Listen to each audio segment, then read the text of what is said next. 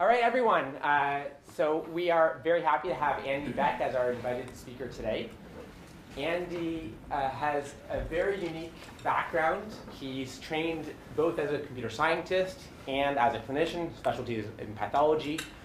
When he was a student at Stanford, his thesis was on how one could use machine learning algorithms to really understand a pathology data set. At the time, using more traditional regression-style approaches to understanding what this field is now called computational pathology. But his work was really at the forefront of this field. Since then, he's come to Boston, where he was an attending and faculty at Beth Israel Deaconess Medical Center. In the recent couple of years, he's been running a company called Pathology, which is, in my opinion, one of the most exciting companies of AI in medicine. And he is my favorite invited speaker every time I get an opportunity to invite someone to speak. And I think you'll be really interested in what he has to say.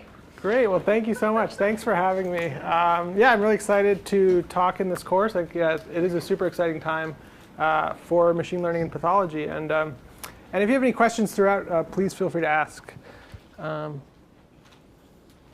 And so for some background on what pathology is, it's so like if you're a patient, you go to the doctor, and AI could apply in any aspect of this whole trajectory, and I'll kind of talk about specifically in pathology. But so you go to the doctor, they take a bunch of data from you, like you talk to them, they get signs and symptoms.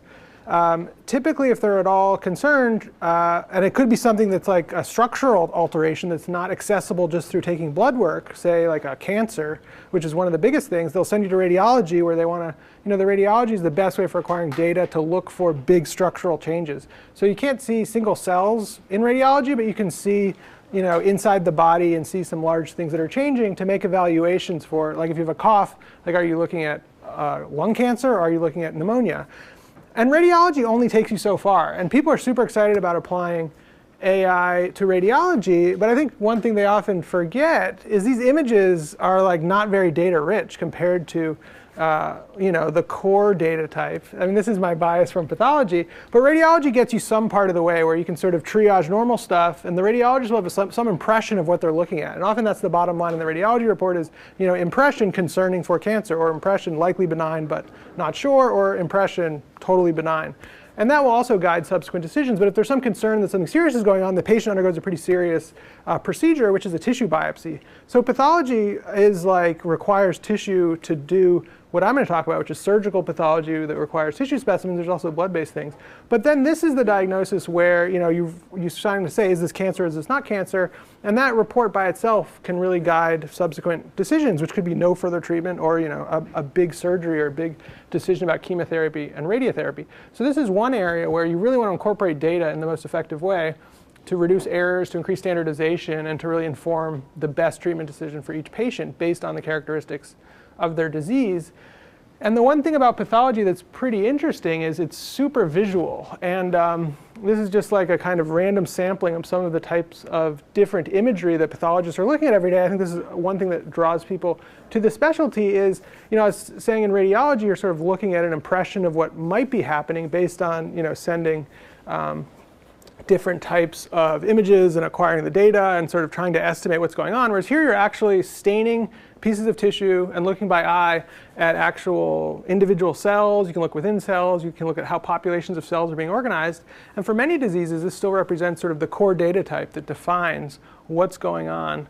And is this something with a serious prognosis that requires, say, surgery, or is this something that's totally benign? All of these are different aspects of benign processes. And so just the normal human body creates all these different patterns. Then there's a lot of patterns of disease. And these are all different subtypes of disease that all have different morphologies. So there's sort of an incredible wealth of different visual imagery that the pathologist has to incorporate into their diagnosis. And then there's, on top of that, things like special stains that can stain for specific organisms, for infectious disease, or specific patterns of protein expression for subtyping disease based on expression of drug targets. And this even more sort of increases the complexity of the work. So for many years, there's really nothing new about trying to apply AI or machine learning or computation to this field. It's actually a very natural field because it's sort of laboratory-based. It's all about data processing. You take as input things like images and produce as output what a diagnosis is. So people have really been trying this for 40 years or so now. This is one of the very first studies that sort of just tried to see, could we train a computer to identify the size of cancer cells through a process they called morphometry here on the bottom, and then could we just use sort of measurements about the size of cancer cells in a very simple model to predict outcome. And in this study, they have a learning set that they're learning from, and then a test set, and they show that their system, as every paper that ever gets published shows, does better than the two competing approaches, although even in this best case scenario, there's significant degradation from learning to test. So one, it's super simple, it's using very simple methods, and the data sets are tiny, 38 learning cases, 40 test cases. And this is published in The Lancet, which is the leading biomedical journal even today. And then people got excited about AI sort of building off of simple approaches. And back in 1990, it was thought artificial neural nets would be super useful for quantitative pathology for sort of obvious reasons. But at that time, there was really no way of digitizing stuff at any sort of scale. And that problem's only recently been solved. But sort of in 2000, people were first thinking about, once the slides are digital, then you could apply computational methods effectively. But kind of nothing really changed, and still to a large degree hasn't changed for the predominance of pathology, which I'll talk about. But as was mentioned earlier, I was part of one of the first studies to really take a more machine learning approach to this. And what we mean by machine learning versus prior approaches is the idea of using data-driven analysis to figure out the best features. And now you can do that in an even more explicit way with machine learning. But there's sort of a progression from measuring one or two things in a very tedious way on very small data sets to, I'd say, this way, where you're using some traditional regression-based machine learning to measure larger numbers of features, and then using things like those associations of those features with patient outcome to focus your analyses on the most important ones. And the challenging machine learning task here, and really one of the core tasks in pathology, is image processing. So how do we train computers to sort of have the knowledge of what is being looked at that any pathologist would want to have? And there's a few basic things you'd want to train the computer to do, which is, for example, identify where's the cancer, where's the stroma, where are the cancer cells, where are the fibroblasts, et cetera. And then once you train a machine learning-based system to identify those things, you can then extract lots of quantitative phenotypes out of the images. And this is all using human-engineered features to measure all of the different characteristics of what's going on in an image. And machine learning is being used here to create those features. And then we use other regression-based methods to associate these features with things like clinical outcome.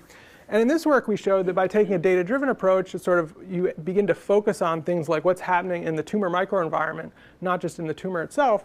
And it sort of turned out over the past decade that understanding the way the tumor interacts with the tumor microenvironment is sort of like one of the most important things to do in cancer, with things like fields like immuno-oncology being one of the biggest advances in the therapy of cancer. We're essentially just regulating how tumor cells interact with the cells around them. And that sort of data is entirely inaccessible using traditional pathology approaches, and really required a machine learning approach to extract a bunch of features and sort of let the data speak for itself in terms of which of those features is most important for survival. And in this study, we showed that these things are associated with survival. I don't know if you guys do a lot of Kaplan-Meier plots in here. We saw it once, but I think taking us through it slowly is never a bad idea. Yeah, so these are, I feel there's like one type of plot to know for most of biomedical research, and it's probably this one. And it's extremely simple. So it's really just an empirical distribution of how patients are doing over time. So the x-axis is time. And here, the goal is to build a prognostic model. I wish I had a predictive one in here, but we can talk about what that would look like. But a prognostic model, any sort of prognostic test in any disease in medicine, is to try to create subgroups that show different survival outcomes. And then by implication, they may benefit from different therapies. They may not. That doesn't answer that question. But it just tells you if you want to make an estimate for how a patient's going to be doing in 5 years, and you can subclassify them into two groups, this is a way to visualize it. You don't need two groups. You could do this with even one group. But it's frequently used to show differences between two groups. So you'll see here there's a black line and a red line. And these are groups of patients where a model not used, trained, not on these cases, was trained to separate high-risk patients from low-risk patients.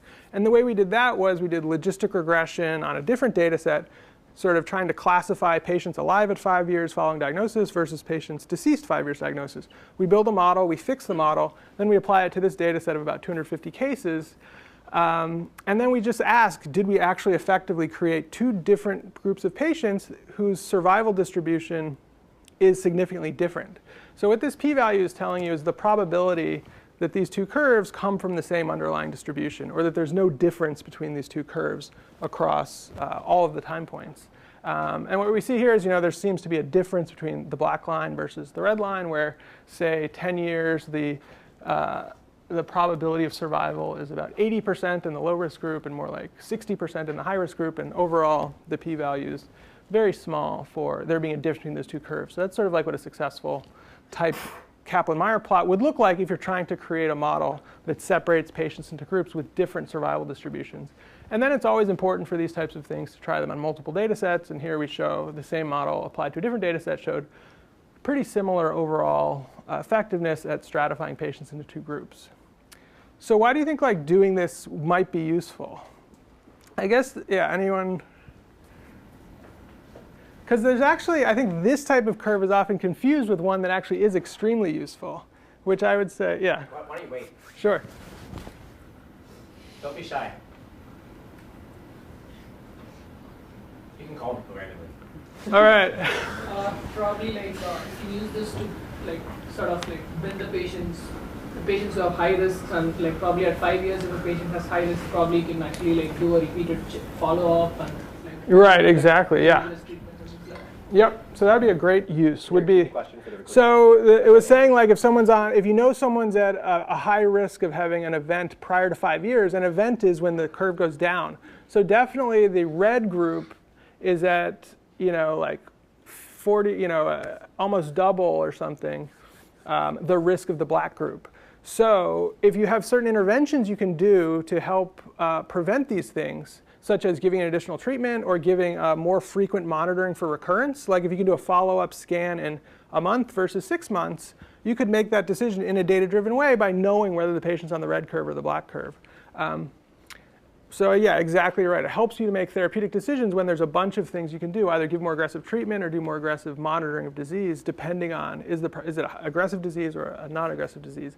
The other type of curve that I think often gets confused with these that's quite useful is one that directly tests that intervention. So essentially, you could do a trial of the usefulness, the clinical utility of this algorithm, where on the one hand, you make the prediction on everyone and don't do anything differently. And then the other one is you make a prediction on the patients and you actually use it to make a decision like more frequent treatment or more frequent intervention. And then you could do a curve saying among the high-risk patients where we actually acted on it, that's black. And if we didn't act on it, it's red. And then if you do the experiment in the right way, you can make the inference that you're actually preventing death by 50% if the intervention is causing black versus red. Here we're not doing anything with causality. We're just sort of observing how patients do differently over time. But frequently you see these as the key figure for a randomized controlled trial, where the only thing different between the groups of patients is the intervention. And that really makes you make a powerful inference that changes what care should be. This one, you're just okay, maybe we should do something differently, but not really sure, but it makes intuitive sense. But if you actually have something from a randomized controlled trial or something else that allows you to infer causality, this is the most important figure. And you can actually infer how many lives are being saved or things by doing something. But this one's not about intervention. It's just about sort of observing how patients do over time. So that was some of the work from 8 years ago, and none of this has really changed in practice. Everyone is still using glass slides and microscopes in the clinic. Research is a totally different story, but still 99% of clinic is using these old-fashioned technologies, microscopes from technology breakthroughs in the mid-1800s, staining breakthroughs in the late 1800s, like the H&E stain is the key stain. So aspects of pathology haven't moved forward at all. And this has pretty significant consequences. And here's just a couple of types of figures that really allow you to see the primary data for what a problem inter-observer variability really is in clinical practice. And this is just another, I think, really nice empirical way of viewing raw data, where there was a ground truth consensus of experts who sort of decided what all of these 70 or so cases were through experts always knowing the right answer. And for all of these 70, called them all the category of atypia, which here is indicated in yellow. And then they took all of these 70 cases that the experts said were atypia and sent them to hundreds of pathologists across the country. And for each one, just plotted the distribution of different diagnoses they were receiving. And quite strikingly, and this was published in JAMA, a great journal about 4 years ago now, they show this incredible distribution of different diagnoses among each case. So this is like really why you might want a computational approach is, there should be the same color. This should just be one big color or maybe a few outliers. But for almost any case, there's like a significant proportion of people calling it normal, which is yellow, or sorry, tan, then atypical, which is yellow, and then actually cancer, which is orange or red. What does atypical mean? Yeah, so atypical is this border area between totally normal and cancer, where the pathologist is saying it's not, and which is actually the most important diagnosis, because totally normal, you do nothing. Cancer, there's well-described protocols for what to do. Atypia, they often overtreat, and that's sort of the bias in medicine is always assume the worst when you get a certain diagnosis back. So atypia has like nuclear features of cancer, but doesn't fully, maybe get 7 of the 10 criteria or 3 of the 5 criteria. And it has to do with sort of like nuclei looking a little bigger and a little weirder than expected, but not enough where the pathologist feels comfortable calling it cancer. And that's part of the reason that shows almost a coin flip. Of the ones the experts called atypia, only 48% was agreed with in the community. The other interesting thing the study showed was intra-observer variability is just as big of an issue as inter-observer. So a person disagrees with themselves 8 months after an 8-month washout period, pretty much as often as they disagree with others. So another reason why computational approaches would be valuable and why this really is a problem. And this is in breast biopsies. The same research group showed quite similar results. This was in British Medical Journal in skin biopsies, which is another super important area where, again, they have the same type of visualization of data. They have 5 different classes of severity of skin lesions, ranging from a totally normal benign nevus, like I'm sure many of us have on our skin, to like a melanoma, which is a serious malignant cancer that needs to be treated as soon as possible. And here, like the white color is totally benign, the darker blue color is melanoma. And again, they show lots of discordance, pretty much as bad as in the breast biopsies. And here again, the intra-observer variability with an 8-month washout period was about 33%. So people disagree with themselves 1 out of 3 times. And then these aren't like totally outlier cases or one research group. The College of American Pathologists did a big summary of 116 studies and showed overall an 18.3% median discrepancy rate across all the studies and a 6% major discrepancy rate, which would be like a major clinical decision is the wrong one, like surgery, no surgery, et cetera. And those sort of in the ballpark agree with the previously published findings. So a lot of reasons to be pessimistic, but one reason to be very optimistic is the one area where AI is not the one area, maybe 1 of 2 or 3 areas where AI is not total hype is vision. Like vision really started working well, as I don't know if you covered in this class, but with like deep convolutional neural nets in 2012, and then all the groups sort of just kept getting incrementally better year over year. And now this is like an old graph from 2015, but there's been a huge development of methods even since 2015, where now I think we really understand the strengths and the weaknesses of these approaches.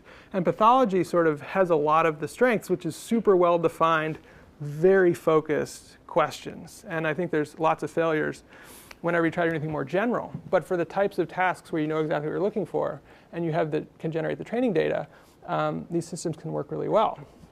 So that's a lot of what we're focused on at PathAI is how do we extract the most information out of pathology images, really doing 2 things. One is understanding what's inside the images, and the second is using deep learning to sort of directly try to infer patient-level phenotypes and outcomes directly from the images.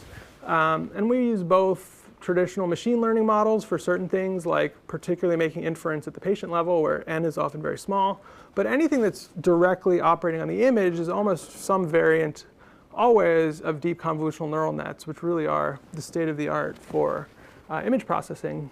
And we sort of, a lot of what we think about at PathAI, and I think what's really important in this area of ML for medicine is generating the right data set and then using things like deep learning to optimize all of the features in a data-driven way, and then really thinking about how to use the outputs of these models intelligently and really validate them in a robust way, because there's many ways to be fooled by artifacts and other things. So just some of the, not to belabor the points, but why these approaches are really valuable in this application is it allows you to exhaustively analyze slides. So A pathologist, the reason they're making so many errors is they're just kind of overwhelmed. I mean, there's two reasons. One is humans aren't good at interpreting visual patterns. I actually think that's not the real reason, because humans are pretty darn good at that.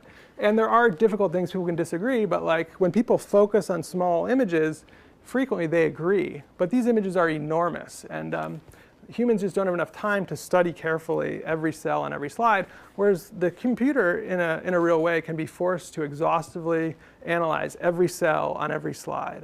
And that's just a huge difference. It's quantitative. I mean, this is one thing the computers are definitely better at. Can compute huge numerators, huge denominators, and exactly compute proportions, whereas when a person's looking at a slide, they're really just eyeballing some percentage based on a very small amount of data. It's super efficient, so you can analyze this whole process is massively parallelizable, so you can almost do a slide as fast as you want based on how much you're willing to spend on it. And it allows you not only to do all of these sort of automation tasks exhaustively, quantitatively, and efficiently, but also discover a lot of new insights from the data, which I think we did in a very early way back 8 years ago when we sort of had human extracted features, correlate those with outcome. But now you can really supervise the whole process with machine learning of how you go from the components of an image to patient outcomes and learn new biology, that you didn't know going in.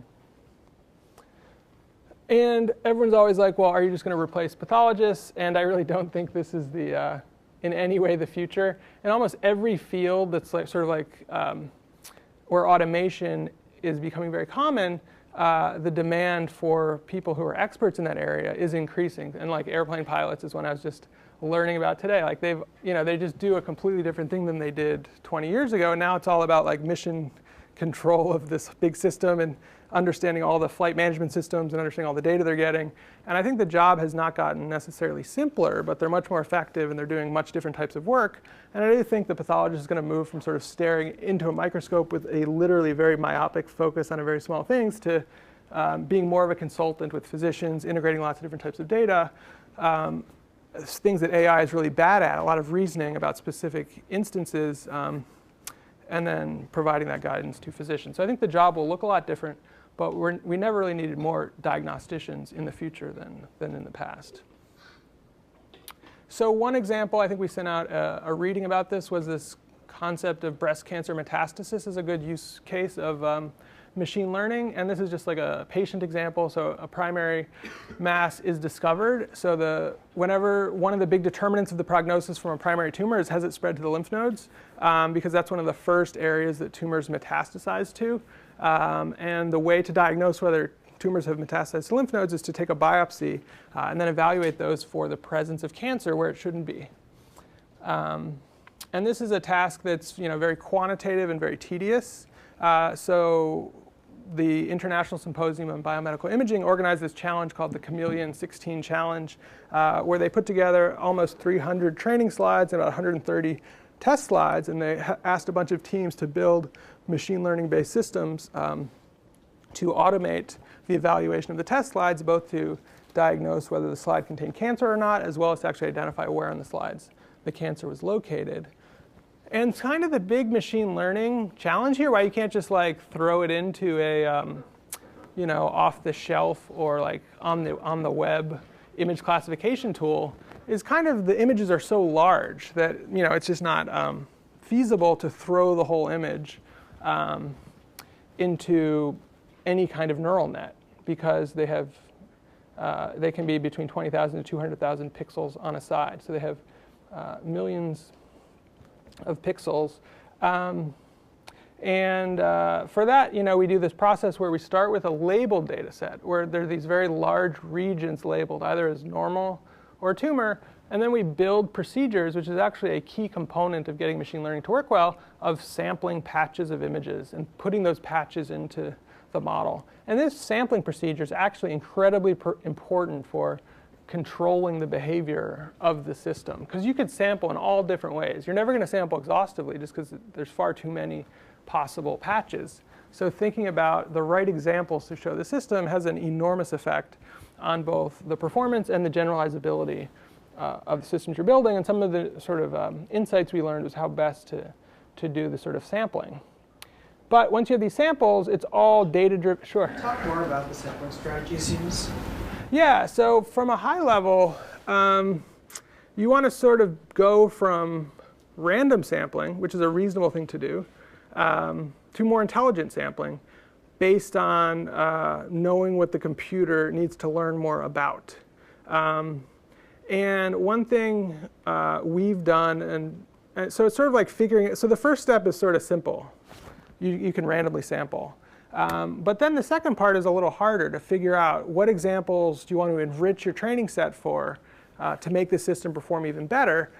And there's different things you can optimize for that. So it's sort of like this whole sampling actually being part of the machine learning procedure is quite useful. And you're not just going to be sampling once. You could iterate on this and keep providing different types of samples. So for example, if you learn that it's missing certain types of errors, or it hasn't seen enough of certain, there's many ways of getting at it, but like if you know it hasn't seen enough types of examples in your training set, you can oversample for that. Or if you see, you have a confusion matrix and you see it's failing on certain types, you can try to figure out why is it failing on those and alter the sampling procedure to enrich for that. You could even provide outputs to humans who can point you to the areas where it's making mistakes, because often you don't have exhaustively labeled. In this case, we actually did have exhaustively labeled slides, so it was somewhat easier. But you can see there's even a lot of heterogeneity within the different classes. So you might do some clever tricks to figure out what are the types of the red class that it's getting wrong, and how am I going to fix that by providing it with more examples. So I think sort of that's one of the easier things to control, rather than trying to tune other parameters within these super complicated networks. In our experience, just playing with the training, the sampling piece of the training, it should almost just be thought of as another parameter to optimize for when you're dealing with a problem where you have humongous slides and you can't use all the training data. So decades ago, I met some pathologists who were looking at cervical cancer screening, and they thought that you could detect a gradient in the degree of atypia. Mm-hmm. And so not at training time, but at testing time, what they were trying to do was to follow that gradient in order to find the most atypical part of the yeah. Is that still believed to be true? Yeah, that it's a continuum. Yeah, definitely. It's. You mean within a sample? Within a slide. Yeah, I mean, you know what I mean? Like, you just mean like a continuum of aggressiveness. Yeah, I think it is a continuum. I mean, this is more of a binary task, but there's going to be continuums of grade within the cancer. I mean, that's another level of adding on. Like, if we wanted to correlate this with outcome, it would definitely be valuable to do that, to not just say quantitate the bulk of tumor, but to estimate the malignancy of every individual nucleus, which we can do also. So you can actually classify not just tumor region, but you can classify individual cells, and you can classify them based on malignancy. And then you can get the sort of gradient within a population. In this study, it was just a region-based, not a cell-based, but you can definitely do that. And definitely, it's a spectrum. I mean, it's kind of like the atypia idea. Everything in biology is like pretty much on a spectrum, like from normal to atypical to low-grade cancer, medium-grade cancer, high-grade cancer. And these sorts of methods do allow you to really more precisely estimate where you are in that continuum. And that's the basic approach. We get the big whole site images. We figure out how to sample patches from the different regions to optimize performance of the model during training time. And then during testing time, we take a big whole site image. We break it into millions of little patches, send each patch individually. You could potentially use spatial information about how close they are to each other, which would make the process less efficient.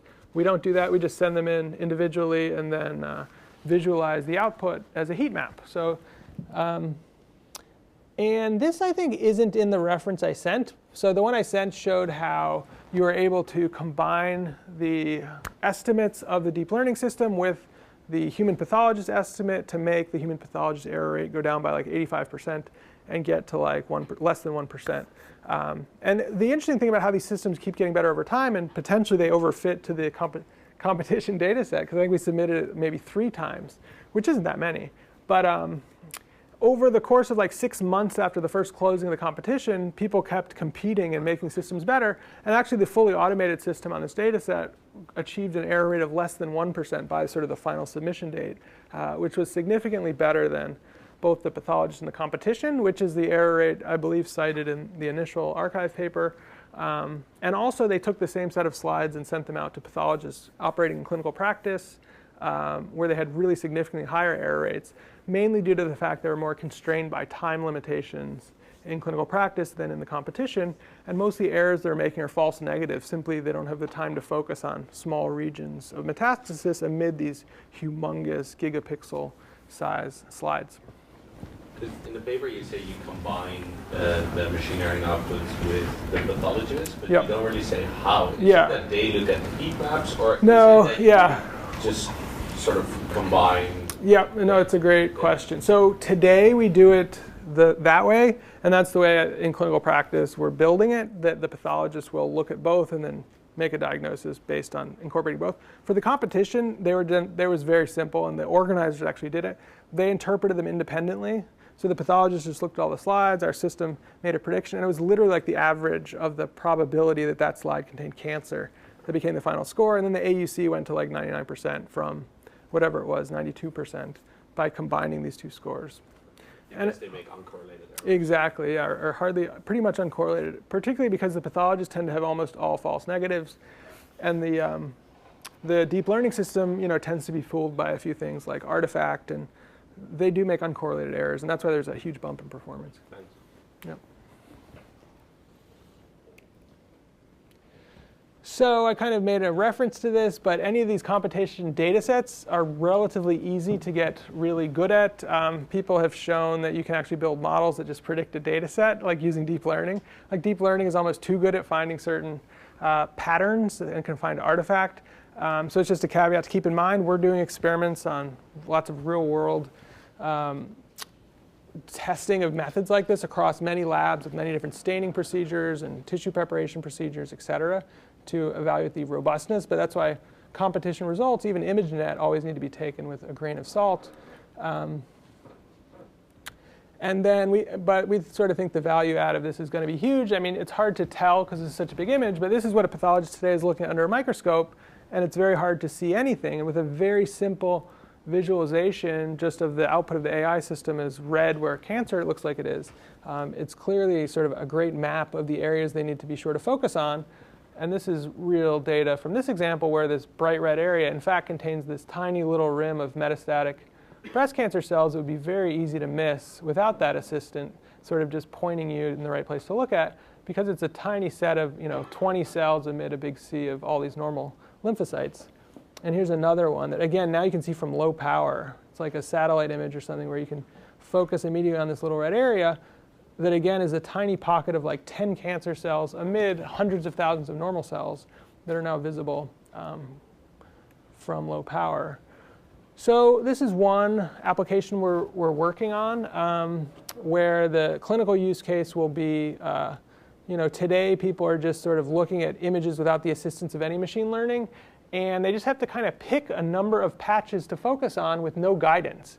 So sometimes they focus on the right patches, sometimes they don't, but clearly they don't have time to look at all of this at high magnification, because that would take like an entire day if you were trying to look at 40x magnification at the whole image.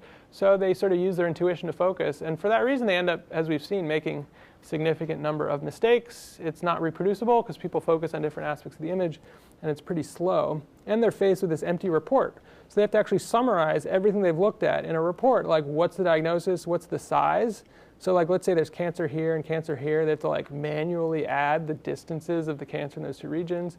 And then they have to put this into a staging system that incorporates how many areas of metastasis there are and how big are they. And like all of these things are pretty much automatable. And this is the kind of thing we're building where the system will highlight where it sees cancer, tell the pathologist to focus there. And then based on the input of the AI system and the input of the pathologist can summarize all of that data, quantitative as well as diagnostic, as well as summary staging, sort of that the pathologist then takes this as their first version of the report. They can edit it, confirm it, sign it out. That data goes back into the system, which can be used for more training data in the future, and then the case is signed out. So it's much faster, much more accurate and standardized, once this thing is fully developed, which it isn't yet. So this is a great application for AI because you really do need, you actually do have a ton of data, so you need to do an exhaustive analysis that has a lot of value. It's a task where the local image data in a patch, which is really what the current generation of deep CNNs are really good at, is enough. So we're looking at things at the cellular level. Radiology actually could be harder because you often want to summarize over larger areas. Here you really often have the salient information in patches that really are scalable in current ML systems. And then we can interpret the outputs of the model. So it really isn't, even though the model itself is a black box, we can visualize the output on top of the image, which gives us incredible advantage in terms of interpretability of what the models are doing well and what they're doing poorly on. And it's a specialty of pathology where sort of like 80% is not good enough. We want to get as close to 100% as possible.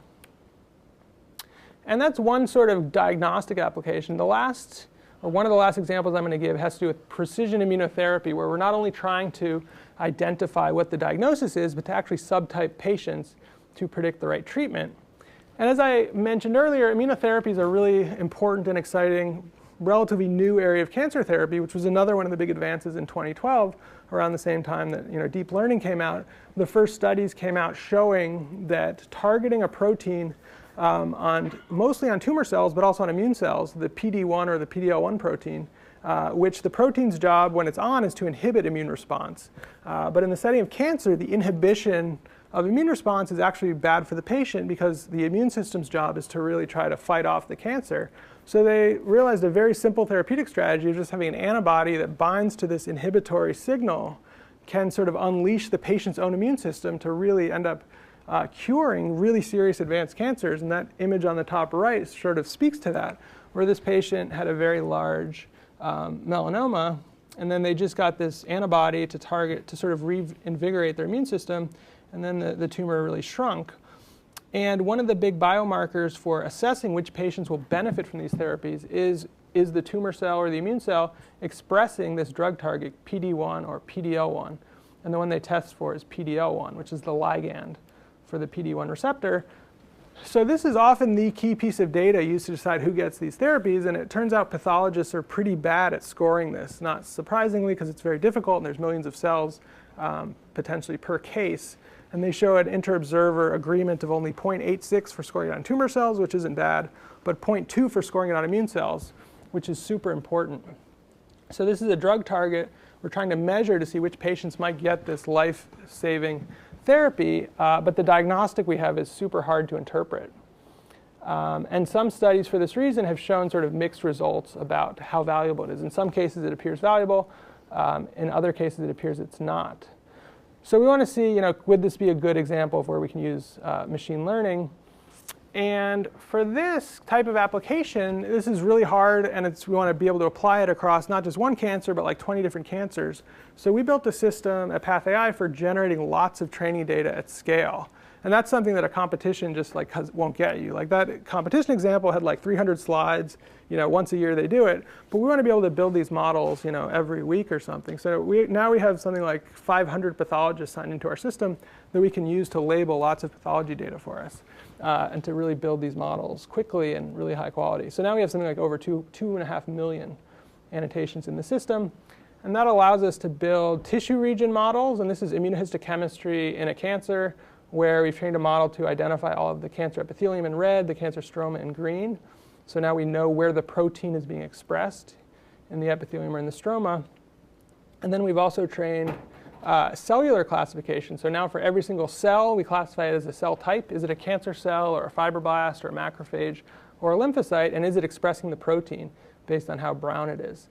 So while pathologists will try to make some estimate across the whole slide, we can actually compute for every cell and then compute exact statistics about which cells are expressing this protein and which patients might be the best candidates for therapy.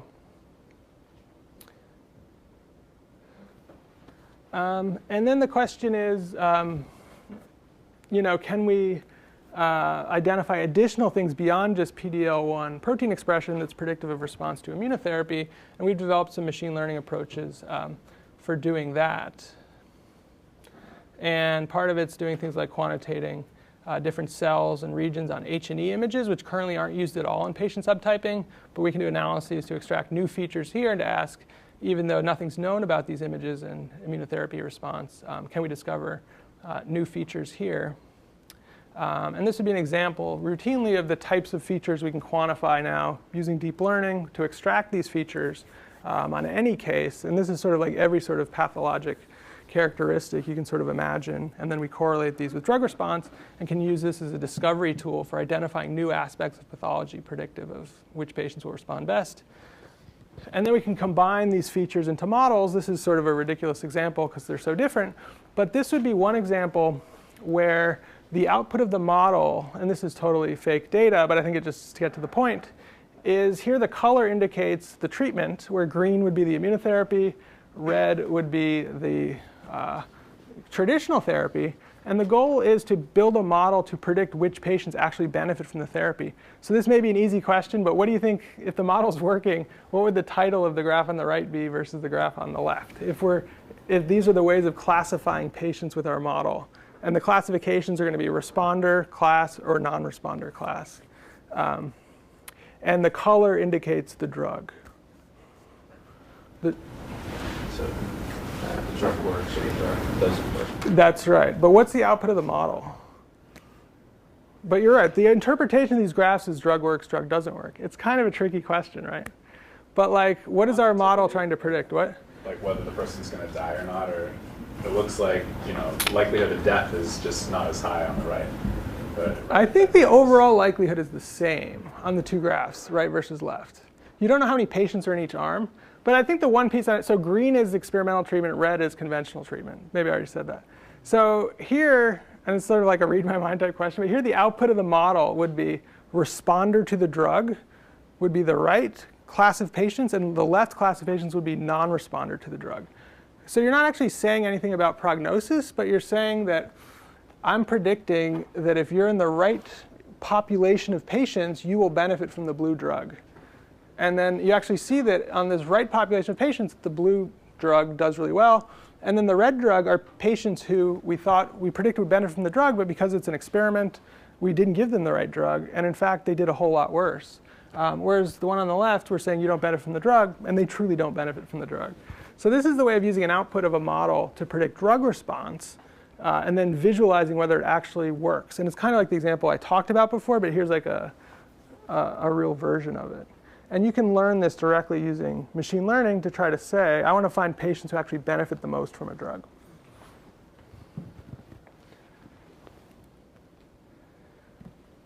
And then in terms of how do we validate our models are correct, I mean, we have two different ways. One is do stuff like that. So we build a model that says, respond to a drug, don't respond to a drug. And then we plot the Kaplan-Meier curves. If it's image analysis stuff, we ask pathologists to hand label many cells, and we take the consensus of pathologists as our ground truth and go from there. So the way you're presenting it, it makes it sound like all the data comes from the pathology images. Mm-hmm. But in reality, people look at single nucleotide polymorphisms or gene sequences or all kinds of clinical data as well. So how do you? Yeah, I mean, the beauty of the pathology data is it's always available. So that's why a lot of the stuff we do is focused on that, because like every clinical trial patient has treatment data, outcome data, and pathology images. So it's like we can really do this at scale pretty fast. A lot of the other stuff is things like gene expression. Many people are collecting them. And it's important to compare these to baselines or to integrate them. I mean, two things. One is compare it to it as a baseline. What can we predict in terms of responder, non-responder using just the pathology images versus using just gene expression data versus combining them? And that would just be increasing the input feature space. Part of the input feature space comes from the images. Part of it comes from gene expression data. Then you use machine learning to focus on the most important characteristics and predict outcome. And the other is if you want to sort of prioritize, like use pathology as a baseline because it's available on everyone, but then like an adjuvant test that costs another $1,000 and might take another 2 weeks, like how much does that add to the prediction? And that would be another way. So I think it is important, but a lot of our technology developed in our platform is focused around how do we most effectively use pathology, and can certainly add in gene expression data. I'm actually going to talk about that next, one way of doing it. Because it's a very natural synergy because they tell you very different things. So like here's one example of integrating, just kind of relevant to that question, gene expression data with image data, where the Cancer Genome Atlas, and this is all public, so they have pathology images, RNA data, clinical outcomes. They don't have the greatest treatment data, but it's a great place for method development for sort of ML in cancer, and including pathology type analyses. So this is a case of melanoma. We've trained a model to identify cancer and stroma and all the different cells. And then we extract, as you saw, sort of hundreds of features, and then we can rank the features here by their correlation with survival. So now we're mapping from pathology images to outcome data. And we find, just in a totally data-driven way, that there's like some small set of 15 features or so highly associated with survival. The rest aren't. And the top ranking one is a immune cell feature, increased area of stromal plasma cells that are associated with increased survival. And this was an analysis that was really just linking the images with outcome. And then we can ask, well, what are the genes underlying this pathology? So pathology is telling you about cells and tissues. RNAs are telling you about the actual transcriptional landscape of what's going on underneath. And then we can rank all the genes in the genome just by their correlation with this quantitative phenotype we're measuring on the pathology images. And here are all the genes ranked from 0 to 20,000. And again, we see a small set that we're thresholding at a correlation of 0.4. Strongly associated with the pathologic phenotype we're measuring. And then we sort of discover these sets of genes that are known to be highly enriched in immune cell genes, sort of, which is some form of validation that we're measuring what we think we're measuring, but also this sets of genes are potentially new drug targets, new diagnostics, et cetera, that was uncovered by going from clinical outcomes to pathology data to the underlying RNA signature. And then kind of the beauty of the approach we're working on is it's super scalable, and in theory you could apply it to all of TCGA or other data sets and apply it across cancer types and do things like automatically find artifacts in all of the slides, and kind of do this in a broad way. And then sort of the most interesting part potentially is analyzing the outputs of the models and how they correlate with things like drug response or underlying molecular profiles. And this is really the process we're working on, is how do we go from images to new ways of measuring disease pathology. And kind of in summary, a lot of the technology development that I think is most important today for getting ML to work really well in the real world for applications in medicine is a lot about being super thoughtful about building the right training data set, and how to do that in a scalable way, and even in a way that incorporates machine learning, which is kind of what I was talking about before, like intelligently picking patches. But that sort of concept applies everywhere. So I think there's almost more room for innovation on the defining the training data set side than on the predictive modeling side. And then putting the two together is incredibly important. And for the kind of work we're doing, there's already such great advances in image processing. A lot of it's about sort of engineering and scalability, as well as rigorous validation. And then how do we connect it with underlying molecular data as well as clinical outcome data, versus trying to solve a lot of the core vision tasks, which there's already just been incredible progress over the past couple of years. And in terms of in our world, things we think a lot about, not just the technology and putting together the right data sets, but also how do we work with regulators, how do we make strong business cases for partners we're working with to actually change what they're doing to incorporate some of these new approaches that will really bring benefits to patients around quality and accuracy in their diagnosis. So in summary, and I know you have to go in 4 minutes, this has been a long-standing problem. There's nothing new about trying to apply AI to diagnostics or to vision tasks, but there are some really big differences in the past 5 years that even in my short career I've seen a sea change in this field. One is availability of digital data. It's now much cheaper to generate lots of images at scale. But even more important, I think, are the last two, which is access to large-scale computing resources is a game changer for anyone with access to cloud computing or large computing resources. Just we all have access to sort of arbitrary compute today, and 10 years ago, that was a huge limitation in this field, as well as these really major algorithmic advances, particularly in deep CNNs for vision. And in general, AI works extremely well when problems can be defined to get the right type of training data, access large-scale computing, as well as implement things like deep CNNs that work really well.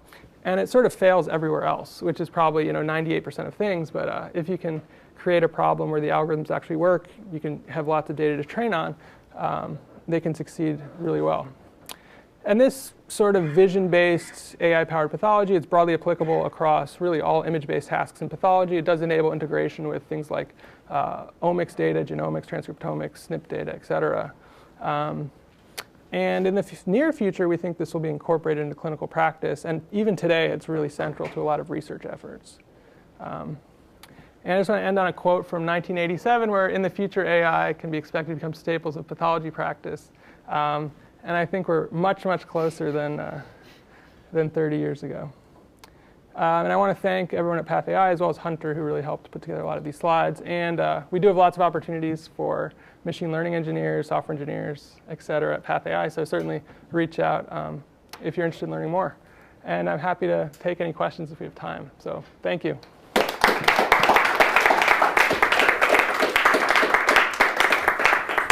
Yeah, so I think generally very impressive events. I was wondering how close is this to like clinical practice? Is there FDA or what is?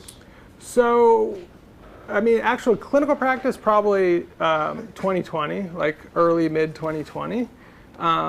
But I mean, today it's very active in clinical research. So like clinical trials, et cetera, that do involve patients, but it's in a much more well-defined setting.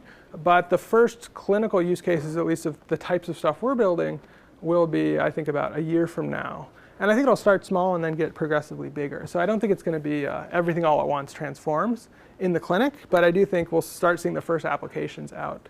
And they will go, some of them will go through the FDA, and there will be some laboratory developed tests. Ours will go through the FDA, but labs themselves can actually validate tools themselves.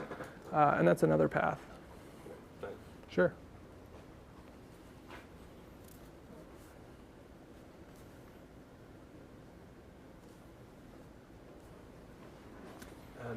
So, have you been using observational data sets? You gave one example where you tried to use data from a randomized control trial, or will try to use data from a randomized control trial to look at different efficacies of treatment. One of the next major segments of this course, starting in about 2 weeks, will be about causal inference from observational data. Yeah. I'm wondering if this is something PathAI has gotten into yet, and so what has your findings been so far? So we have focused a lot on randomized controlled trial data and have developed methods around that, which sort of simplifies the problem and allows us to do, I think, pretty clever things around how to generate those types of graphs I was showing, where you truly can infer the treatment is having an effect. And we've done far less. I'm super interested in that. I'd say the advantages of RCTs are people are already investing hugely in building these very well curated data sets that include images, molecular data when available, treatment, and outcome. And it's just like that's there because they've invested in the clinical trial, they've invested in generating that data set. To me, the big challenge in observational stuff, there's a few that I'd be interested in what you guys are doing and learn about it, is getting the data is not easy, right? Like the outcome data is not, linking the pathology images with the outcome data even is actually, in my opinion, harder in an observational way than in an RCT, because they're actually doing it and paying for it and collecting it on RCTs. No one's really done a very good job of, TCGA would be a good place to play around with, because that is observational data. And we want to also generally want to focus on actionable decisions, and an RCT is sort of perfectly set up for that, like do I give drug X or not? So I think if you put together the right data set and somehow make the results actionable, it could be really, really useful because there is a lot of data. But I think just collecting the outcomes and linking them with images is actually quite hard. And ironically, I think it's harder for observational than for randomized controlled trials where they're collecting it. I guess one example would be like the Nurses' Health Study or these big epidemiology cohorts. Potentially they are collecting that data and organizing it. But what were you thinking about? Do you have anything with pathology in mind for causal inference from observational data? Well, I think the example that you gave, like Nurses' Health Study or the Framingham study, where you're tracking patients across time, they're getting different interventions across time, and because of the way the study was designed, in fact, there are even good outcome derivations across time. So that problem that you mentioned doesn't happen there. But then suppose you were to take data from a biobank and do pathology, so now you get the samples. Then you could ask about, well, what is the effect of different interventions or treatment plans on outcome? The challenge, of course, drawing inferences there is that there was bias in terms of who got what treatment. And so that's where the techniques that we talk about in class will become very important. But yeah, I definitely appreciate the challenges that you mentioned. I think it's incredibly powerful. I'd say the other issue I just think about is that treatments change so quickly over time, so you don't want to be like overfitting to the past. You know, like, but I think there are certain cases where the therapeutic decisions today are similar to what they were in the past. There are other areas like immuno-oncology where there's just no history to learn from. So I think it depends on All right, and with the that, area. let's thank Andy again. Thank you.